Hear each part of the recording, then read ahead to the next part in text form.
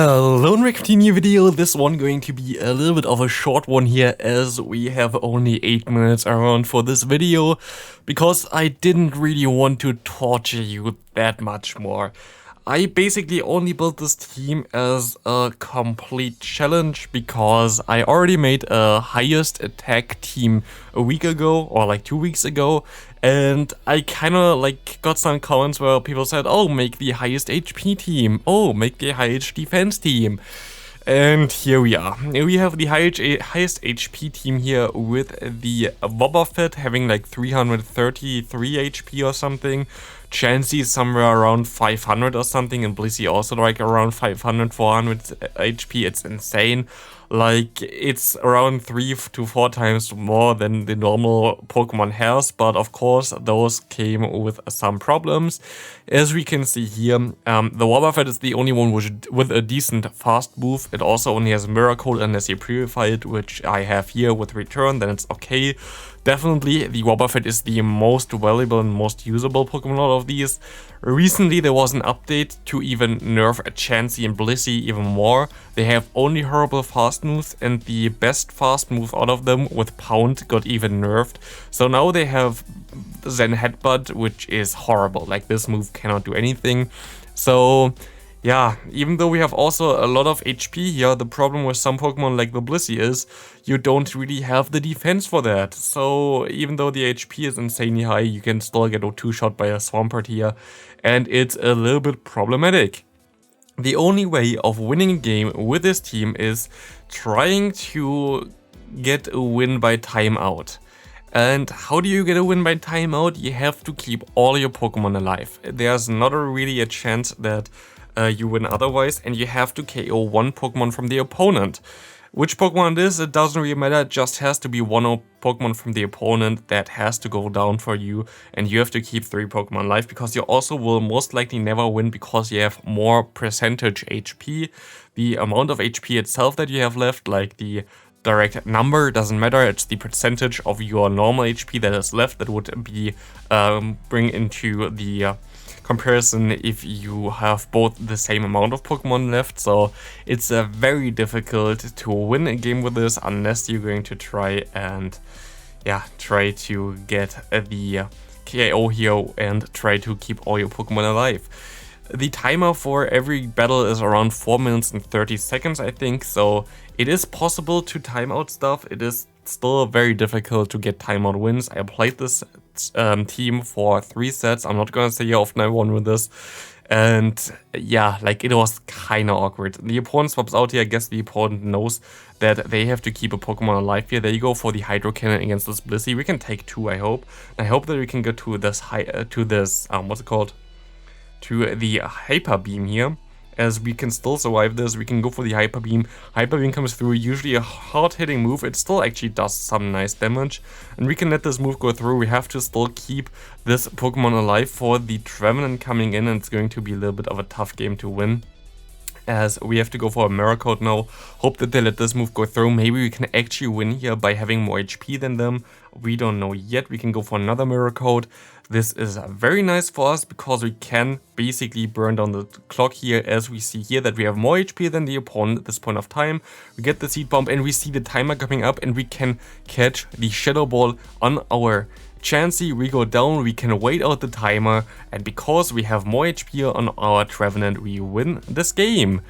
Yeah, and this was also the only game I won. There was not more really that I can show here.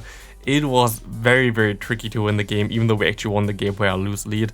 As soon as you face something like, I don't know, like a Registeel in the safe swap position, and you fighter in the safe swap position, because most fighter here is either Medicham or the Scrafty, you're screwed, because you have Zen Headbutt, and both of them don't really care about your Zen Headbutt. If it would be like a normal fighter like Surfetched or whatever, you would be fine. But yeah, it is tricky, I have to say. It's very tricky to win games with this team, and it was like, here also my opponent. He's at like 1 HP in a Dream now, and they swap out because, oh, they actually don't swap out. So we actually have a chance here of winning this. That's very cool. I'm going to try to waste more time here, basically having our return stored. I don't know if we can actually wait. Did we even win more than one? I don't know yet. We can see that the Brave Bird comes through. They're going to stay in and they're going to go into their war right now.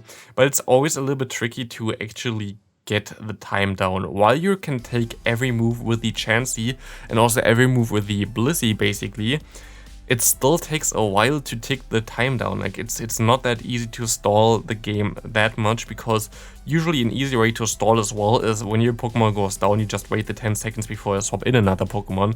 But you cannot let your Pokemon go down, so you don't have this extra 10 seconds and you only really get the time off from opponents' charge moves or from your own charge moves. But as you have then Headbutt and very high energy charge move because they don't learn anything else, it's very tricky to even try to burn down the switch clock here. As you can see as well, they can go now for Earthquakes. I think that even do more.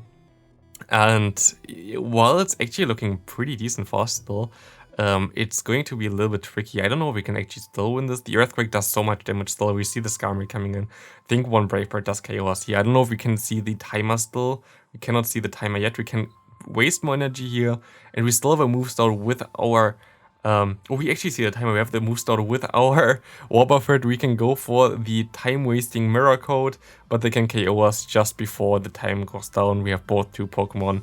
As you can see here, the time is up and we lose this game. It is tricky to play like this. Also, a lot of people actually want to have like Community Day moves or like new moves for Chansey and Blissey. I really hope this will never be the case, but because no matter which move they get, which is a new move, it's always going to be way too strong. There's, for example, the option that they would get a Mud Slap, which would be very strong, because you would be able to beat Steel types all of a sudden. It does a lot of damage and generates at least way more energy than those moves that it currently has, even though Mud Slap itself is a horrible move. And even this would make it too strong, or even Charge Beam would make it too strong.